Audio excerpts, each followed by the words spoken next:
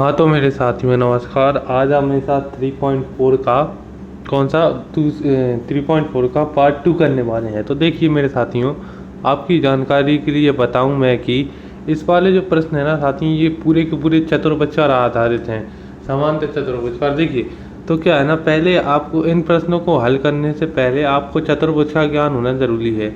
अगर आपके पास चतुर्भुज का ज्ञान नहीं है तो आप इन प्रश्नों को हल नहीं कर पाएंगे। देखिए साथियों, मैंने क्या है थोड़ा बहुत मैं आपको इस वाले पार्ट में समझा देता हूँ, और अगर आप मेरा पार्ट 1 जाके कृपया अगर पार्ट 1 जाके ज़रूर देखें, क्योंकि उसमें मैंने आपको चतुर्भुज के बारे में 5 मिनट में पूरा समझा दिया है।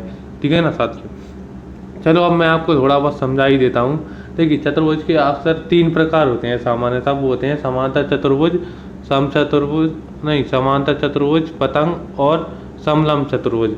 और समांतर चतुर्भुज के ना साथियों 3 प्रकार होते हैं, वो होते हैं वर्ग, समचतुर्भुज और आयत। देखिए वर्ग वो होते हैं जिनकी चारों भुजाएं बराबर होती है और चारों कोण जो होते हैं वो 90-90 डिग्री के होते हैं। क्या होते हैं साथियों, इनकी भुजाएं चारों भुजाएं क्या होती हैं, बराबर होती हैं, और इनके जो कोण होते हैं ना साथियों वो 90-90 डिग्री से होते हैं। और समचतुर्भुज में क्या होता है साथियों, समचतुर्भुज की भी चारों भुजाएं बराबर होती हैं, लेकिन इसमें एक ये रहता है कि इसके जो चारों कोण होते हैं ना साथियों वो अलग अलग होते हैं, मतलब चारों कोण समान नहीं होते, 90-90 डिग्री के नहीं होते। ठीक है ना मेरे साथियों। उसी तरह अब बारी आती है आयत की। आयत में क्या होता है, आयत की चारों भुजाएं बराबर ही नहीं होती साथियों। आयत की आमने सामने वाली भुजाएं बराबर होती हैं, मतलब आयत की 2 भुजाएं ऐसी होती हैं जो बराबर होती हैं। ठीक है ना साथियों। और आयत के जो कोण होते हैं ना साथियों वो 90-90 डिग्री के ही होते हैं। ठीक है ना साथियों, कोई बड़ी वाली बात तो है नहीं, आप उम्मीद है आप लोग समझ ही गए होंगे। देखिए अब अपन सबसे पहले पहला प्रश्न हल करते हैं। पहले प्रश्न में चारों भुजाएं बराबर लंबाई की हों। मैंने आपको पहले ही बताया चारों भुजाएं किसकी बराबर लंबाई होती हैं, वर्ग की, है ना। तो यहाँ पे लिखेंगे वर्ग की होती हैं और समचतुर्भुज की होती हैं। और चार कोण समकोण है। समकोण का मतलब साथी होता है 90 डिग्री। समकोण मैंने आपको बताया था ना, वर्ग और आयत समकोण होते हैं। क्या होते हैं, वर्ग और आयत समकोण होते हैं। ठीक है ना मेरे साथियों, कोई बड़ी बात तो है नहीं, आप समझ के रहे हैं ना। देखिए इस तरह से मैंने आपको पहले बताया था, इसमें से एक वर्ग है, एक समचतुर्भुज है और एक आयत है। उनमें से ये देखिए वर्ग और आयत के कोण समकोण होते हैं। ठीक है ना साथियों। उसी तरह अब देखिए यहाँ पे लिखा है, बताइए कैसे एक वर्ग है एक चतुर्भुज है। देखिए साथियों, चतुर्भुज तो वो होता है जिसकी 4 भुजाएं होती हैं। तो अपन सीधी सीधी लिख देंगे कि अपना जो वर्ग है ना उसकी 4 भुजाएं होती हैं, इसलिए वह चतुर्भुज है।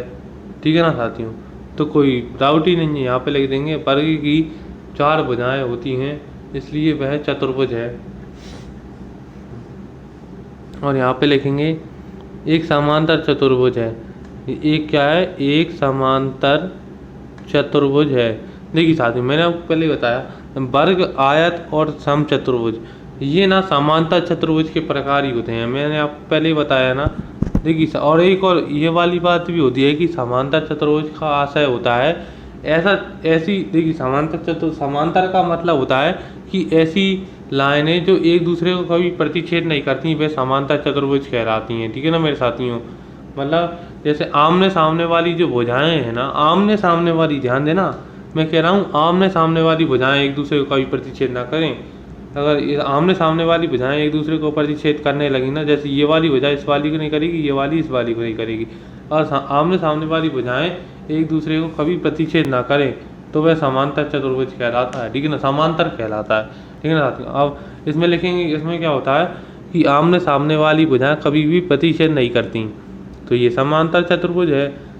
और फिर नंबर 3 में देखिए, इसमें क्या है, एक समचतुर्भुज है, समचतुर्भुज है। ठीक है मेरे साथियों, यहाँ पे क्या है ना, एक समचतुर्भुज है।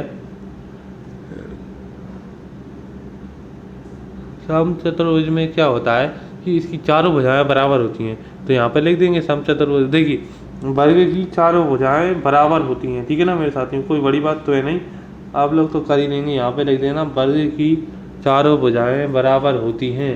ठीक है ना साथियों। उसी तरह अब देखिए एक आयत है। आयत किस प्रकार है, वर्ग का प्रत्येक कोण 90 डिग्री का होता है और आयत का भी प्रत्येक कोण 90 डिग्री का ही होता है। तो इसलिए क्या होगा साथियों, ये एक आयत भी हो गया, ठीक है ना साथियों, कोई बड़ी बात नहीं है, सरल सा ही प्रश्न है। देखिए अब क्या करेंगे, अब अपन चौथा प्रश्न हल करेंगे शायद इसके बाद, ठीक है ना साथियों। हाँ, चौथा प्रश्न ही हल करेंगे, चलो करते हैं। तो देखिए उम्मीद है आपको ये समझ में आ रहे होंगे, अगर समझ में आ रहा है तो वीडियो को लाइक जरूर करिएगा। देखिए आप चौथा वाला प्रश्न करते हैं। देखिए इसमें है, एक चतुर्भुज का नाम बताइए जिसके विकर्ण एक दूसरे को समद्विभाजित करते हैं और एक दूसरे को लंब समद्विभाजित करते हैं। तो मेरे साथियों आपकी जानकारी के लिए बता दूं कि समद्विभाजित करना मतलब होता है एक दूसरे को प्रतिच्छेद करना। तो वर्ग हो या समचतुर्भुज हो या आयत हो, इन तीनों के ही कोण एक दूसरे को समद्विभाजित करते हैं, मतलब एक दूसरे को काटते हैं, ठीक है ना साथियों, बीच में काटते हैं। और लंब समद्विभाजित का मतलब होता है विकर्ण जब इस स्थिति में काटें कि जहाँ पर वो प्रतिच्छेद कर रहे हैं वहाँ पे 90 डिग्री का कोण बन जाए, तो उसे लंब समद्विभाजित कहते हैं। देखिए साथियों, इसलिए मैंने आंसर में लिखा है समांतर चतुर्भुज में वर्ग सम तथा आयत एक दूसरे को समद्विभाजित करते हैं। लेकिन इसमें लिखा है कि वर्ग व समचतुर्भुज के विकर्ण एक दूसरे को लंब समद्विभाजित करते हैं। मतलब लंब समद्विभाजित का मतलब होता है जहाँ पर ये प्रतिच्छेद करें ना, वहाँ पर 90 डिग्री के कोण बन जाए, तो वो सिर्फ वर्ग और समचतुर्भुज में ही बनते हैं, ठीक है ना मेरे साथियों। काय में बनते हैं? वर्ग और समचतुर्भुज में, ठीक है ना, कोई बड़ी बात तो है नहीं, आप लोग तो समझदार हैं, इतना तो कर ही लेंगे, ठीक है ना। देखिए इसलिए मैंने ये लिखा है। तो उम्मीद है आपको मैं समझा पाया हूँगा, अगर नहीं समझा पाया तो कृपया कर वीडियो को रिवर्स करें, ठीक है ना साथियों, उसमें जाके आप समझ जाए। देखिए चलो अभी चौथा प्रश्न हो गया है, अब अपन करते हैं पांचवा प्रश्न, ठीक है ना मेरे साथियों। अब अपन करते हैं पांचवा प्रश्न। देखिए पांचवें प्रश्न में क्या है, इसमें एक और प्रकार आपको देखने को मिल गया, उत्तल व अवतल। देखिए साथियों, उत्तल चतुर्भुज वे चतुर्भुज होते हैं जिनके प्रत्येक कोण में किसी भी एक कोण का मान 180 से कम होता है। देखिए साथियों इसमें है, तो अपन को यहाँ पे एक आयत पूछा गया है, आयत का तो प्रत्येक कोण ही 90 डिग्री का होता है, मतलब जो कि 180 से कम होता है, ठीक है ना साथियों। देखिए यहाँ पे लिखेंगे आयत के सभी कोण 90 डिग्री के होते हैं जो कि 180 से कम होते हैं, 180 से कम है।